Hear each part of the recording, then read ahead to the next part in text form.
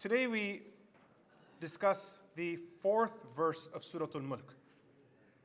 Allah Azza wa Jal says, ثُمَّ رَجِعِ الْبَصَرَ كَرَّتَيْنِ يَنْقَلِبْ إِلَيْكَ الْبَصَرُ خَاسِئًا وَهُوَ حَسِيرٌ. صدق الله العظيم.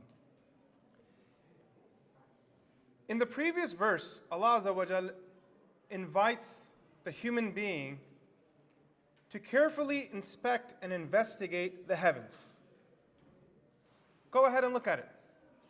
And tell me if you find any flaw or any crack in the skies. It is impossible.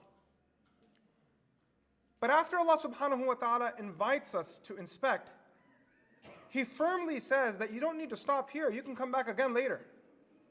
Like when a person tells someone, I'm selling this home, you can come and check it out. So you have 10, 15 minutes, you quickly walk around, maybe take a few pictures, take a little video. But maybe in your mind you're thinking, I was rushed. I would have really liked to check the faucets. Maybe I'm one of those guys that wants to open up every drawer and every cabinet. Maybe I want to make sure all the faucets have the capacity to deliver hot water. Maybe I want to go up into the attic and see whether the heating unit actually exists or not. You're one of those people. Allah subhanahu wa ta'ala is inviting you. ثُمَّ رَجِعِ الْبَصَرَ كَرَّتَيْنِ. Why don't you come back and look at it again? You can look at it not once, كَرَّتَيْنِ, look at it again and again. Look at it as many as times as you want.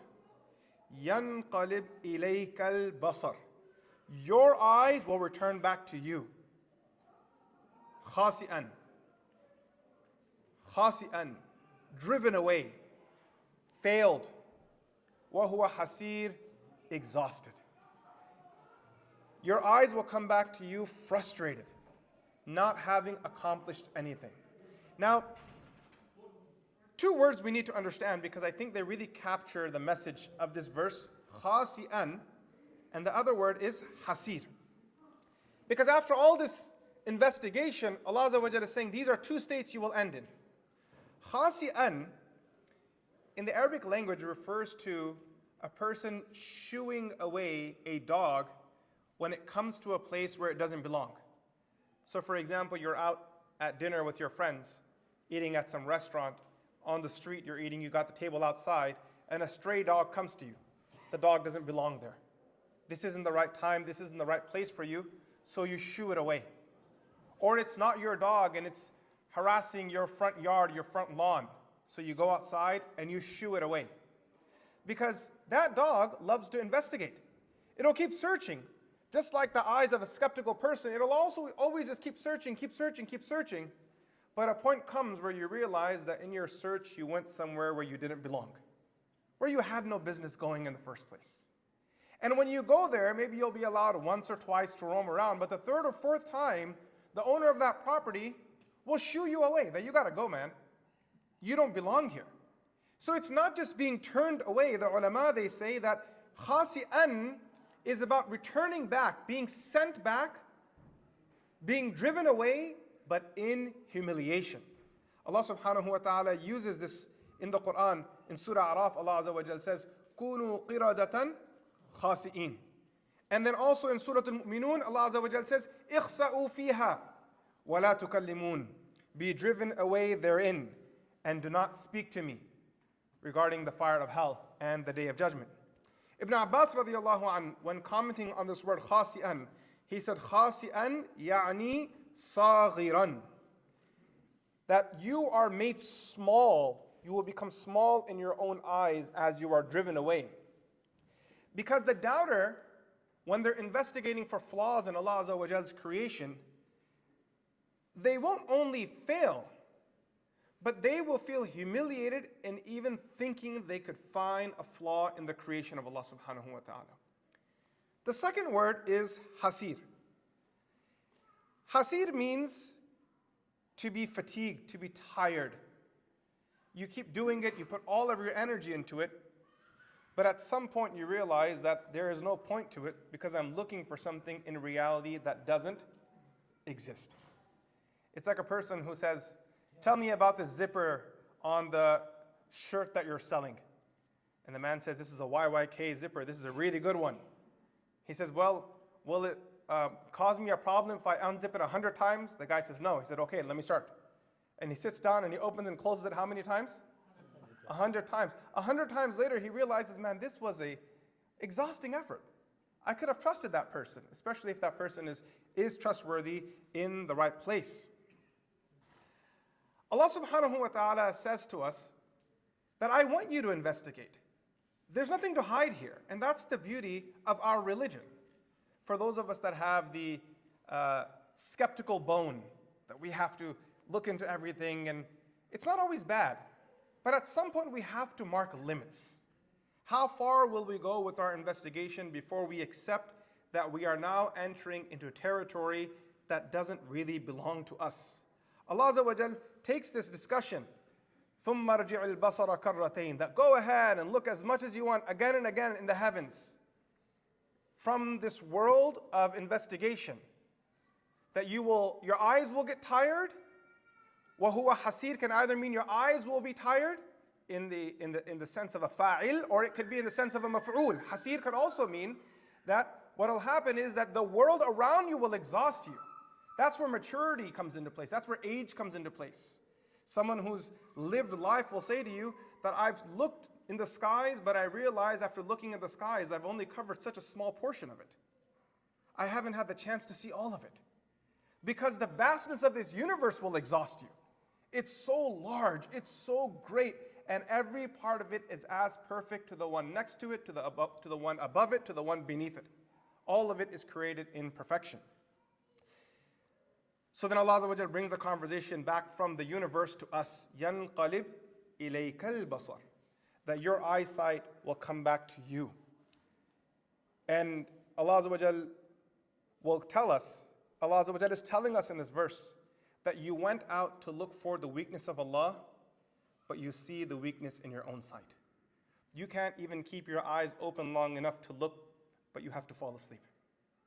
And your eyes are now dry, you have to start wiping your eyes.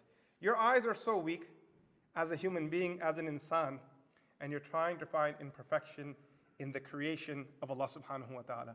Imam Abu Hamid al-Ghazali rahmatullahi alayhi, while talking about tafakkur, reflection, he says that for some people, when they look at the world around them, they see it at the very surface level, kind of like a background outside of your window. They just see the sun, they see the sky, oh, that's beautiful, and that's it.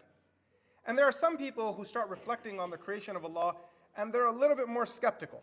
So they study it with skepticism. Maybe if I use a scope, I might see something different than what my bare eyes can see. I look at this ayah in that way, actually. When I reflect on this ayah, because in the previous verse, Allah Azza wa Jal invites us to look at the heavens and find any flaw.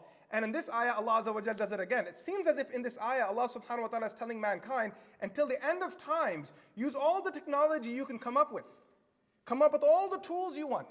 Look at it from inside the earth and go ahead and look at it from outside the earth too when you make it there. يَنْقَلِبْ إِلَيْكَ الْبَصَرُ خَاسِئًا. You will always come back exhausted. You will always come back driven away in failure because Allah Azza wa Jalla's creation is perfect. And then there is that third level of observation that Imam Ghazali speaks of, which is a submissive look. That when you're looking now at the heavens and the earth, you're no longer looking for flaws. You are so overwhelmed by Allah subhanahu wa ta'ala's presence and His kindness and His might and the detail and every single bit of it, that you just fall in submission in front of Allah subhanahu wa ta'ala. You say, La ilaha illallah. And this verse is taking us from, the previous verse brought us to a place of skepticism, and this verse is helping us understand that doubt and skepticism only leads to exhaustion. يَنْقَلِبْ إِلَيْكَ الْبَصَرُ خَاسِئًا وَهُوَ حَسِيرٌ. And this is a very important lesson to learn. Doubt is good. It's healthy. Allah Azza wa Jal doesn't just invite us to submission. He's walking us through Surah al-Mulk verse by verse, the process of how to deal with the world around you and living in the creation of Allah. This beautiful heaven, this beautiful earth. If you have doubt and skepticism, that's okay. But you must know that doubt only leads to exhaustion.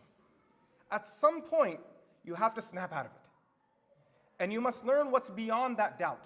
You can't just keep questioning when the answer is right in front of you. The Prophet ﷺ taught the companions a very beautiful dua to read, and the timing on which he told them to read it is just impeccable. Many of you may know this dua as the dua we read before we go to sleep. Barra bin Azib radiallahu anhu narrated by Imam Bukhari rahmatullahi alayhi, the Prophet ﷺ taught him, before you go to sleep, read, Allahumma aslamtu nafsi ilayk, wa wajjahtu wajhi ilayk, wa fawwadtu amri ilayk, wa alja'tu dhahri ilayk, raghbatan wa rahbatan ilayk, la malja'a wa la manja'a minka illa ilayk, amantu bi kitabika alladhi anzalta wa nabiyyika alladhi arsalta. The Prophet ﷺ, he taught the companions to say, "O Allah, I have submitted my soul to you, turned my face to you, entrusted my affairs to you, leaned my back against you." Ibn Hajar al-Asqalani rahmatullahi alayhi, while commenting on the alja'tu dhahri ilayk, leaned my back against you, he says a person says this statement when they are tired of running from something. When they realize there's no longer anywhere to go, it's done, they just lean their back and say, now I'm leaving the affairs in your hand. I try to fight against you, there's nowhere to go. وَأَلْجَأْتُ ظَهْرِي إِلَيْكَ. Out of hope and fear of you. I fear you, that's why I'm turning to you. Out of hope in you, that's why I'm turning to you. Mullah Ali Qari says that this hadith, the dua, the words, if you pay attention, you see that there is an internal submission that turns into an external submission. I submit my soul to you, I turn my face to you. I leave my affairs to you, I lean my back against you. That there starts an internal submission, but then it also becomes an external submission. This dua being taught to us by the Prophet ﷺ, and the Prophet of Allah saying that if you read this dua before you go to sleep, you will pass away, and you were to die that night, you will die on fitrah. You will die on a pure natural state. Yarhamukallah. This is important because what we learn is doubt is exhausting, and the best way to put doubt away is at nighttime. Take all your worries, all your concerns.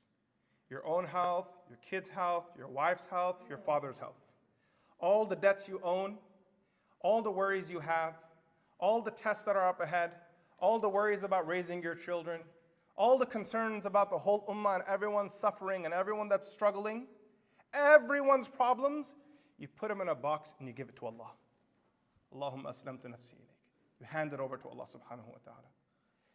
Doubt isn't bad, but you must know doubt will lead to exhaustion. Intelligent people understand that after exhaustion comes submission to Allah subhanahu wa ta'ala. Because all affairs and matters turn to Allah. I'm going to conclude with a beautiful line of poetry from Abu al-Itahiyya, very famous line. It really summarizes this verse and today's dars. He says, فَيَا عَجَبًا كَيْفَ يُعْصَى الْإِلَهِ أَمْ كَيْفَ يَجْحَدُهُ الْجَاحِدُ. How strange is it that anyone disobeys God or denies His existence. وَفِي كُلِّ شَيْءٍ آيَةٌ تَدُلُّ عَلَىٰ أَنَّهُ وَاحِدٌ.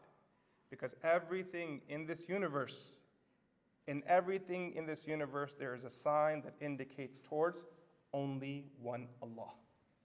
May Allah subhanahu wa ta'ala allow us to use these eyes, to use our senses, to use our intellect, to observe the universe, reflect on it, and find the beauty of the oneness of Allah in this journey. Wa sallallahu ta'ala ala Sayyidina Muhammad. Assalamu alaikum wa rahmatullahi wa barakatuh.